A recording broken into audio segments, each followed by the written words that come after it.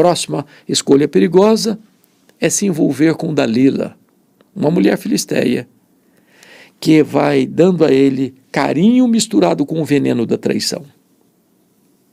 E mais uma vez o Sansão não sabe usar esse tempo de folga, de lazer ou de descontração, e ele novamente vai propor um jogo. A mulher está sendo corrompida pelos filisteus para extrair dele o segredo da sua força, e ele vai brincando com ela, com algumas alternativas. Se me amarrarem, se forem cordas frescas, se amarrar as minhas 7 tranças num pino de tear, eu vou perder minha força. E o volume da pressão foi aumentando. E cada vez que Dalila dizia, os filisteus vêm contra ti, o Sansão quebrava as amarras, quebrava as cordas, quebrava as amarras das tranças e se libertava, ela foi aumentando o volume da pressão sobre eles. Você está me chantageando, você está mentindo para mim, você diz que me ama, mas não me ama coisa nenhuma. E diz a Bíblia que Sansão foi tomado de uma impaciência de matar. E destampou o coração para ele, não, eu sou nazireu desde o ventre. Eu não posso cortar o cabelo. O cabelo, na verdade, não era a fonte da sua força, era um emblema da sua força, porque a sua força estava no Senhor. Cortaram os cabelos dele. O Senhor Deus se afastou dele. E Sansão tornou-se um homem fraco, vulnerável, como qualquer outro ser humano. Então, pegaram o Sansão, amarraram o Sansão, vazaram os olhos de Sansão. Fizeram o Sansão rodar um moinho e levaram o Sansão para um templo pagão. Zombaram de Deus de Israel e zombaram de Sansão. Porque ele foi um moço que não soube fazer as escolhas certas. Escolhas perigosas. Cuidado com as suas escolhas. Elas têm consequência. Mas ainda, me permita olhar um outro ângulo. Escolhas erradas. Sansão fez escolhas erradas porque ele não respeitou a sua consagração de nazireu. Ele quebrou os 3 compromissos do nazireu. Primeiro, ele tocou em cadáver. O nazireu não podia fazer isso. Quando ele foi para a casa dessa moça filisteia para conhecê-la, enquanto caminhava por uma vinha, um leão novo salta em cima dele.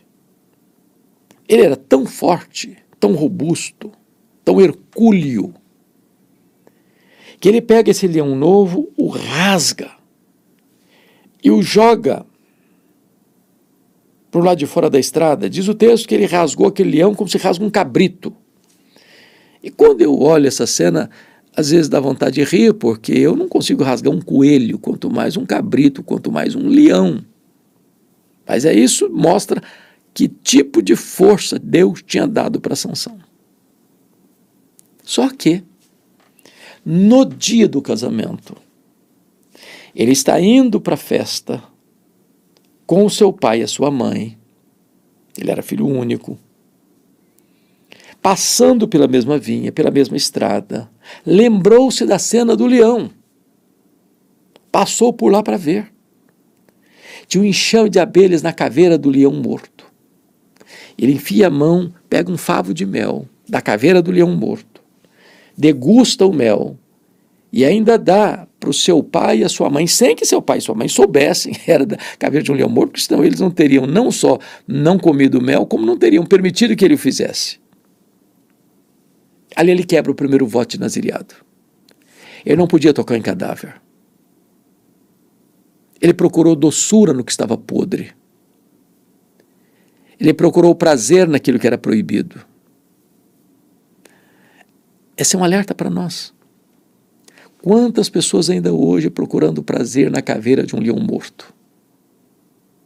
Quanta gente procurando doçura naquilo que Deus diz, não prove, não experimente, não entre, não faça. E Sansão quis experimentar o que Deus havia proibido, tocar em cadáver. Quantas pessoas ainda hoje estão fazendo escolhas perigosas, experimentando drogas. Ah, vai ser legal.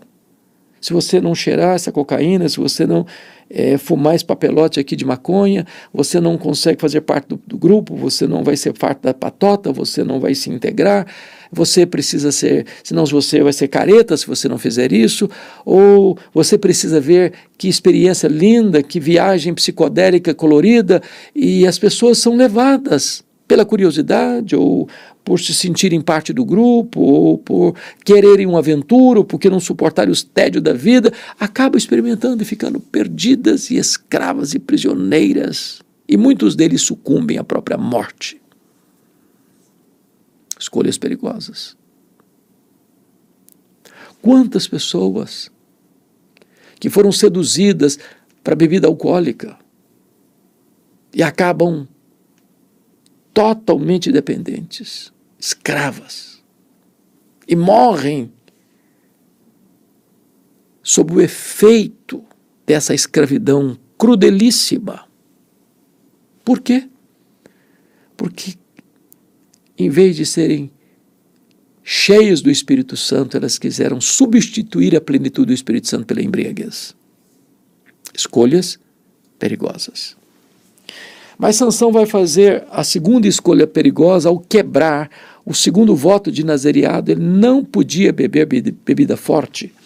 E aqui no capítulo 14, versículo 10, está escrito assim: Descendo Sansão, pois seu pai à casa daquela mulher, diz o texto, fez Sansão ali um banquete, porque assim o costumavam fazer os moços. Em outras palavras, Sansão faz um banquete. Quem fazia a festa era o noivo.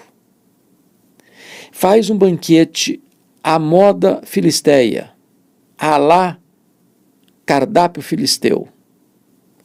Um banquete regado, certamente, de bebida alcoólica.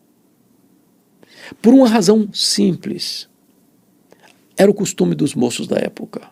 Ele não quer quebrar o protocolo, ele não quer fazer uma festa diferente. Ele não quer ser considerado cafona, fora de moda, démodé, retrô. Ele então quebra o seu segundo voto de nazereado quando ele patrocina um banquete, porque era o costume dos moços filisteus, mas não era o valor moral, espiritual que ele carregava como um nazireu de Deus que não podia beber bebida forte. Ele não teve peito para dizer: a minha festa tem que ser diferente. Ele não teve coragem de se posicionar e dizer: não, eu sou nazireu, a minha festa vai ser uma festa de nazireu, eu estou casando com mulher filisteia, mas quem está bancando a festa sou eu, e o banquete vai ser dentro dos meus moldes e não dentro dos moldes filisteus. Eu hoje tenho tido grande preocupação com as festas de casamento até dos nossos jovens cristãos. E por onde ando em todo o Brasil, eu escuto a mesma preocupação dos pastores. Onde você tem na igreja uma linda cerimônia, onde se tem música cristã, onde se tem uma pregação da palavra de Deus, onde se adora a Deus e invoca a bênção de Deus sobre o casal. E depois você sai do templo e vai para um cerimonial, e lá o pau quebra. A música que rola lá não é mais a música que exalta a Deus. Tem músicas profanas horríveis. Bebida alcoólica se serve todas. O povo cai na pista de dança e volta para casa bêbado. Nós, querendo agradar aos ditames da sociedade, querendo agradar aos preceitos cerimoniais dos filisteus, rompemos com a nossa aliança com o Senhor e patrocinamos uma festa pagã, mergulhada no álcool, mergulhada na música profana, quebrando por completo a conexão entre a cerimônia religiosa e a festa profana. É preciso ter coragem para dizer, não, a minha festa é diferente. Eu vou dar um banquete, sim, mas com valores diferentes. É possível você fazer uma festa belíssima com uma música que agrada a Deus lá no cerimonial. É possível você fazer uma festa belíssima sem ser regada a bebida alcoólica. É preciso que haja uma conexão entre o culto que prestamos a Deus na cerimônia religiosa do casamento e a festa que promovemos para a glória de Deus e a alegria de quem participa. Nós não podemos unir o sagrado e o profano. Davi certamente não aceitaria fazer um dueto com o Golias. Hoje nós estamos misturando as estações. E isso certamente entristece a Deus. Mas Sansão rompe o terceiro voto de nazereado, quando ele deita no colo de Dalila e vai brincando com o pecado. A Bíblia diz que quem zomba do pecado é louco. E na medida que ele vai se aproximando da área de perigo, de abrir o coração para a mulher errada, na hora errada, com as motivações erradas. Se a força dele estava no emblema do cabelo, todas as 4 alternativas propostas tinham a ver com o cabelo dele. Amarrando com cordas novas, mas estava ali por perto. Ah, se for cordas frescas, ali por perto, mas na terceira proposta já tinha a ver com o cabelo, as tranças do cabelo. Na quarta ele diz, olha, se cortar meu cabelo eu perco a força. E agora note bem, seu cabelo foi cortado.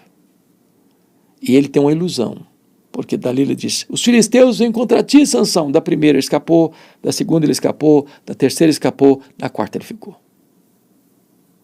Ilusão, porque ele pensou que Deus ainda estava com ele, pois o Espírito de Deus já havia se retirado dele, a força dele tinha ido embora. E agora esse moço, cujo nome é Luz, tem seus olhos vazados e fica na escuridão. Esse moço que foi levantado como libertador, agora é escravo, é cativo. Esse moço que tinha uma jornada vitoriosa, agora está dando voltas. Esse moço que foi levantado para trazer glória a Deus e alegria ao povo, agora está num templo pagão, sendo motivo de chacota, de zombaria do nome de Deus. Por quê? Porque fez escolhas erradas. Sansão caiu nas mãos dos filisteus porque nunca caiu em si. Sansão propôs enigmas e se tornou cativo dos enigmas. Sansão brincou de ser amarrado e amarrado ficou. Sansão não teve disciplina no que tange a concupiscência dos olhos e ficou cego. Sansão deveria trazer exaltação ao nome de Deus e encerra a sua vida sendo zombado e vendo e ouvindo, melhor, ouvindo o seu Deus ser zombado. Mas, diante de tantas escolhas trágicas, de tantas escolhas perigosas, a pergunta é, ainda tem esperança? Talvez você que está ouvindo essa mensagem já passou por situações tão difíceis, você já fez escolhas tão erradas, você já tomou decisões tão inadequadas, você tem até sofrido as consequências disso na sua vida e você diz, ainda tem esperança para mim? E a resposta é sim. tem esperança para você. Porque no capítulo 16, versículo 22, está escrito assim: e o cabelo da sua cabeça, logo após ser rapado, começou a crescer de novo. E então, quando ele é levado para aquele templo pagão, onde tinha mais de 3.000 pessoas no prédio, cego, ele pediu ao moço para colocá-lo num lugar estratégico, para pôr as mãos nas colunas. E ali, ele que não orava, ele que tinha passado a vida toda tomando as suas decisões sem consultar a Deus, diz a Bíblia no verso 28 do capítulo 16, Sansão clamou ao Senhor. E disse: Senhor Deus, peço-te que te lembres de mim e dá-me força só esta vez, ó Deus, para que eu me vingue dos filisteus, ao menos por um dos meus olhos. E diz a Bíblia que abraçou-se, pois, Sansão com as 2 colunas e fez força sobre elas, com a mão direita em uma e com a esquerda em outra. E ele disse: morra eu com os filisteus. E inclinou-se com força, e a casa caiu sobre os príncipes e sobre todo o povo que nela estava. E foram mais os que matou na sua morte do que os que matara na sua vida. Sansão se volta para Deus, não podendo mais reverter algumas situações da cegueira e da morte.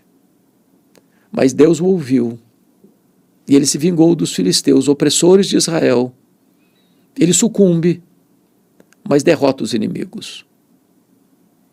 Deus é o Deus de tanta misericórdia, que não importa aonde você foi e até que ponto você desceu, Deus é o Deus que ouve o seu clamor, ouve a sua oração e traz perdão e traz restauração. Quando eu vou lá para o livro de Hebreus, no capítulo 11 de Hebreus está escrito, e olha que coisa preciosa, Hebreus capítulo 11, está escrito o seguinte, por favor, observe comigo. Pela fé ruíram as muralhas de Jericó, depois de rodeadas por 7 dias. Pela fé Raabe, a meretriz, não foi destruída com os descendentes, com os desobedientes, porque acolheu com paz os espias. E que mais direi? Certamente me faltará o tempo necessário para referir o que há a respeito de Gideão, de Baraque, de Sansão, de Jefté, de Davi, de Samuel, dos profetas, os quais, por meio da fé, subjugaram reinos, praticaram justiça, obtiveram promessas, fecharam a boca de leões, extinguiram a violência do fogo, escaparam ao fio da espada, da fraqueza tiraram força, fizeram-se poderosos em guerra, puseram em fuga exércitos de estrangeiros. Sansão está no meio dos heróis da fé. Deus o perdoou. Deus o salvou. Deus o enalteceu nos anais da história. Essa é uma palavra de esperança. Talvez você caiu. Talvez você está chorando as consequências de seus erros. Mas Deus ainda assim pode perdoar os seus pecados. Deus pode ainda assim livrar você do chicote da culpa. Deus ainda assim pode restaurar a sua alma. Deus ainda assim pode colocar você na galeria dos heróis da fé. Que Deus, portanto, abençoe muito a sua vida. E enquanto é tempo, peçamos a Deus graça, discernimento, sabedoria, firmeza, para não fazermos escolhas perigosas, para não taparmos os ouvidos aos conselhos de pai e mãe, para não sermos assodados, apressados, a tomarmos decisões insensatas, tolas, nécias, que você e eu possamos santificar nossa vida ao Senhor. Fomos escolhidos também, desde a eternidade, para vivermos uma vida santa e irrepreensível, que possamos andar em novidade de vida, de forma justa, de forma íntegra, de forma piedosa. Que Deus abençoe sua vida, que Deus abençoe seu coração.